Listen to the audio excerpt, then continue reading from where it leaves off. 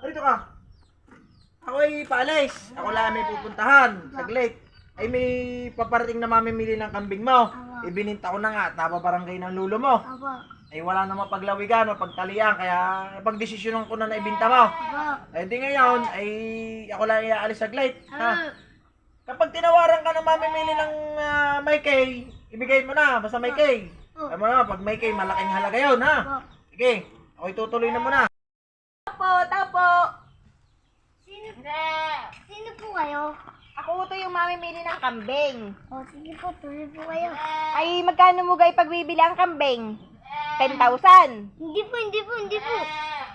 Ay, pwede na baga sa 15,000? Hindi po. Ay, magkano baga ang gusto mo? Dapat po kasi yung may K, wala po kasi yung K yung sinabi nyo. Ay, sa 1K, pwede na. Pwede nyo na po bilhin yung kambing ko. Ay, siya, sige, tara. Pagod naman. Layo ng nilakad ko. Yaway! Nasaan ka na? Andito po ako. Oy! Ano, kamusta? Dumating ngayon ate mamimili ng kambing. Opo, Ay, magkano? Magkano nabili? 1K po. Pa,